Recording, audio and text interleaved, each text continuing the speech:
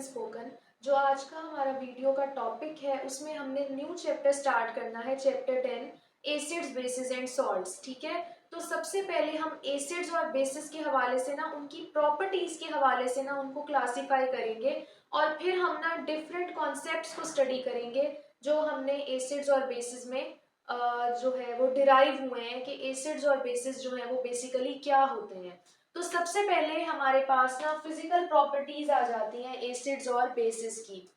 अब हमारे पास ना जो जब नई नई डिस्कवरीज स्टार्ट हुई थी ना तो हमें नहीं पता था कि हम एसिड और बेसिस को किस तरह क्लासिफाई करें।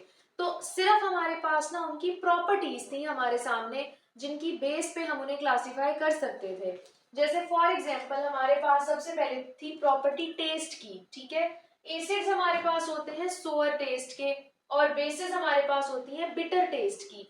जैसे अगर हम बात करें सिट्रस फ्रूट की, ठीक है, सिट्रिक एसिड की बात करें तो हमारे पास जो सिट्रस फ्रूट्स होते हैं उनके अंदर सिट्रिक एसिड होता है और सिट्रस फ्रूट्स जो है वो टेस्ट में क्या होते हैं, खट्टे होते हैं, सोअर होते हैं। ठीक है, तो इससे हमें ये पता चला कि हमारे पास जो एसिड्स हैं वो सोअर टेस्ट के हैं और बेसिस हमारे पास क्या है, बिटर टेस्ट की। जैसे अगर हम सोप की बात करें तो सोप को अगर हम यानी टेस्ट कर लें तो वो बिटर टेस्ट का होता है। ठीक है, तो हमारे पास ना जो एसिड और बेस है उसको क्लासिफाई करने की फर्स्ट प्रॉपर्टी क्या थी, उनका टेस्ट।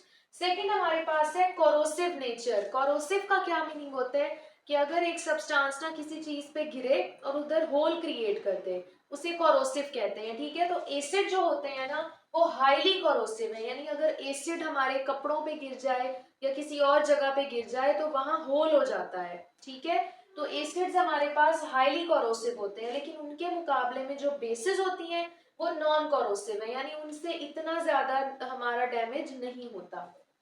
नेक्स्ट हमारे पास है लिटमस टेस्ट। अगर हम लिटमस पेपर का टेस्ट करें एसिड और बेस का तो हमारे पास जो एसिड है वो लिटमस पेपर को रेड कलर देता है। ठीक है, और बेसिस जो है वो ब्लू कलर देती है लिटमस पेपर को। ठीक है, इस टेस्ट से भी हमें पता चल जाता है कि कौन एसिड है और कौन बेस है। नेक्स्ट है कंडक्टिविटी। जो एसिड्स होते हैं ना वो बहुत अच्छे कंडक्टर होते हैं इलेक्ट्रिक करंट के एक्वस सॉल्यूशंस में, लेकिन जो बेसिस होती हैं वो लो कंडक्टिविटी रखती हैं एक्वस सॉल्यूशंस में। तो हमारे पास ये जो चार प्रॉपर्टीज हैं इनकी बेस पे जब एसिड और बेस के साइंटिस्ट ने कॉन्सेप्ट नहीं दिए थे तब हम एसिड और बेसिस को इन चार प्रॉपर्टीज के हिसाब से क्लासिफाई करते थे। ठीक है, नेक्स्ट हमने स्टार्ट करना है कॉन्सेप्ट्स को कि हमारे पास ना कितने कॉन्सेप्ट्स हैं एसिड और बेसिस के। तो आपके चैप्टर में 3 कॉन्सेप्ट्स जो है वो दिए हुए हैं, तो हम वन बाय वन उनको डिस्कस करेंगे। फर्स्ट हमारे पास है आर्हीनियस कॉन्सेप्ट। ठीक है, आर्हीनियस कॉन्सेप्ट जो था ना वो बहुत अच्छा कॉन्सेप्ट था एसिड और बेस को क्लासिफाई करने का, लेकिन उसमें भी कुछ लिमिटेशंस थी। लेकिन इस कॉन्सेप्ट की वजह से ना एसिड्स और बेसिस का जो स्टडी थी इनकी बहुत ज्यादा वास्ट हो गई। ठीक है, यानी आर्हीनियस ने एक ऐसा कॉन्सेप्ट दिया जिसकी बेस के ऊपर ना बाकी थ्योरीज जो है वो एसिड्स और बेसिस की आई हैं, जिससे हमें ये पता चला है कि एसिड और बेस बेसिकली होते क्या हैं। तो हमारे पास सबसे पहले इसकी डिस्कवरी आ जाती है। आर्हीनियस ने 1884 में इसको डिस्कवर किया था इस कॉन्सेप्ट को। ठीक है, वो स्वीडिश केमिस्ट थे आर्हीनियस और उन्होंने 1884 में ये कॉन्सेप्ट जो है वो हमें दिया था। नेक्स्ट हमारे पास है डेफिनेशन। आर्हीनियस कॉन्सेप्ट के अकॉर्डिंग हमारे पास एसिड क्या होता है और बेस क्या होती है, तो वो हम देख लेते हैं। आर्हीनियस कॉन्सेप्ट के अकॉर्डिंग जो एसिड होता है ना वो एक ऐसा स्पीशी है जो H प्लस आइंस जो है वो डिसोसिएट करेगा जब वो सॉल्यूशन में जाएगा। ठीक है, यानी अगर हम किसी एसिड को ना वाटर में ऐड कर दें और इन दोनों का सॉल्यूशन बना दें, एक्वस सॉल्यूशन बना दें वो एसिड का, तो एसिड क्या करेगा, वाटर में जब डिसोसिएट होगा तो वो H प्लस आइंस जो है वो प्रोड्यूस करेगा। ठीक है, और बेस कौन सी एंटिटी है या कौन सी स्पीशी है, वो स्पीशी जो वाटर में डिसोसिएट होने के बाद OH नेगेटिव आइंस जो है वो प्रोड्यूस करती है। ठीक है, तो आर्हीनियस ने हमें एक सिंपल कॉन्सेप्ट दे दिया कि एसिड वो होता है जो H प्लस आइंस प्रोड्यूस करे एक्वस सॉल्यूशन में, बेस वो होती है जो OH नेगेटिव आइंस प्रोड्यूस करे एक्वस सॉल्यूशन में। ठीक है, नेक्स्ट हमारे पास आ जाती हैं एग्जाम्पल्स। फॉर एग्जाम्पल हमारे पास ना एक कंपाउंड है HCl। जब हम इसको वाटर में डिसॉल्व करवाएंगे तो ये आयोनाइज होके क्या देगा, H+ आइन और क्लोराइड आइन। ठीक है, तो इसका मतलब क्या है कि HCl क्या है, हमारा एसिड है, क्योंकि उसने H+ आइंस जो है वो प्रोड्यूस किए हैं। नेक्स्ट है NaOH। अब NaOH जब वाटर में डिसोसिएट करेगा तो वो क्या प्रोड्यूस करेगा, सोडियम आइन, ठीक है, और OH नेगेटिव आइन।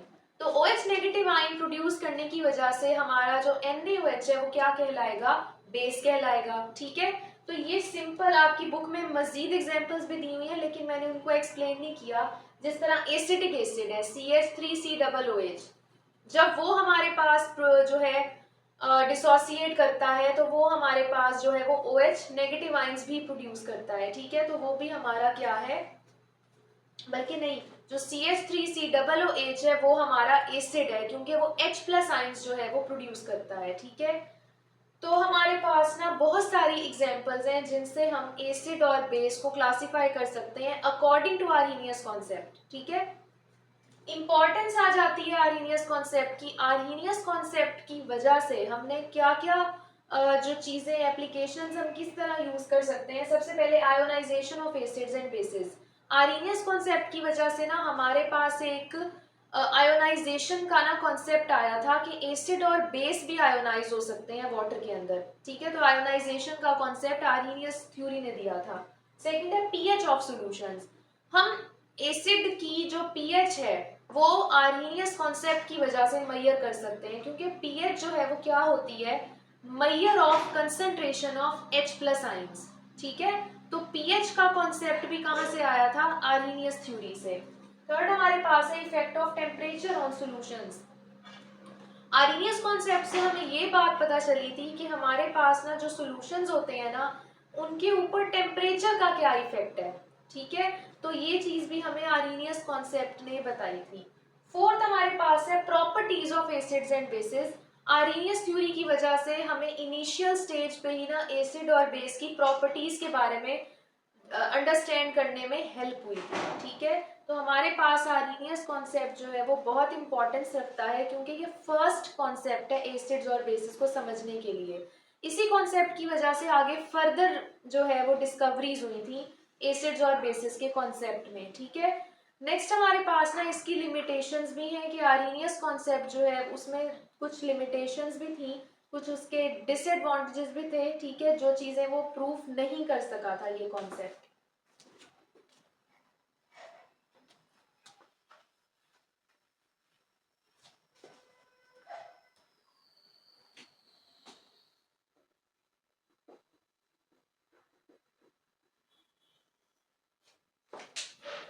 तो लिमिटेशंस में हमारे पास नंबर 1 पे क्या आ जाता है, do not give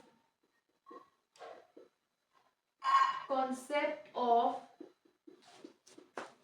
acids and bases in non-aqueous medium। ठीक है, आर्हीनियस कॉन्सेप्ट की एक लिमिटेशन ये थी कि आर्हीनियस कॉन्सेप्ट ने एक्वस मीडियम में तो एसिड्स और बेसिस को डिफाइन कर दिया, लेकिन नॉन एक्वस मीडियम में उसको डिफाइन नहीं किया। यानी अगर एसिड जो है वो वाटर के अलावा किसी और सॉल्वेंट के साथ सॉल्यूशन बना ले तब उसको हम कैसे पहचानेंगे कि वो एसिड है या बेस है। ठीक है, क्योंकि आर्हीनियस कॉन्सेप्ट तो एक्वस मीडियम पे डिपेंड कर रहा है ना, कि अगर वाटर के साथ एसिड और बेस ने सॉल्यूशन बनाया तब इस तरह एसिड और बेस को क्लासिफाई करेंगे, लेकिन नॉन एक्वस मीडियम को इसने एक्सप्लेन नहीं किया था, तो ये उसकी लिमिटेशन है इस कॉन्सेप्ट की। सेकेंड लिमिटेशन क्या है कि the substances which does not contain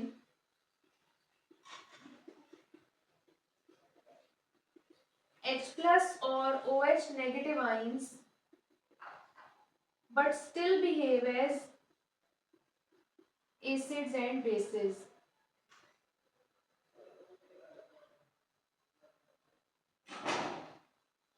ठीक है, फॉर एग्जाम्पल अमोनिया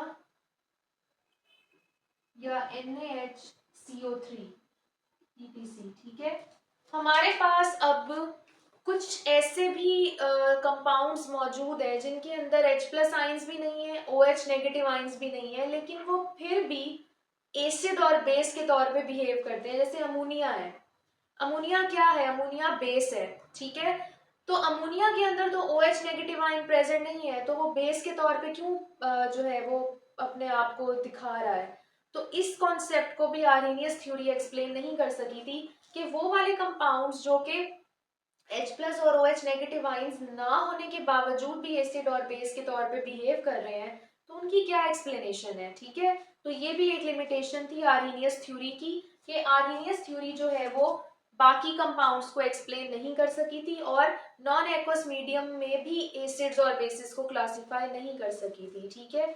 नेक्स्ट हमारे पास जो कॉन्सेप्ट आया था आर्हेनियस थ्योरी के बाद वो था लॉरी ब्रॉन्स्टेड कॉन्सेप्ट, ठीक है, जिसे हम नेक्स्ट वीडियो में जो है वो डिस्कस करेंगे। तो मुझे उम्मीद है कि आपको ये वीडियो बहुत अच्छी लगी होगी। मेरे चैनल को ज़रूर सब्सक्राइब करें और मेरी वीडियोस को लाइक भी करें और अपने दोस्तों के साथ भी लाजमी शेयर करें और कमेंट्स में भी मुझे लाजमी बताया करें कि आपको वीडियोस कैसी लगती हैं। और अपना ख्याल रखें, तब तक के लिए अल्लाह हाफिज़।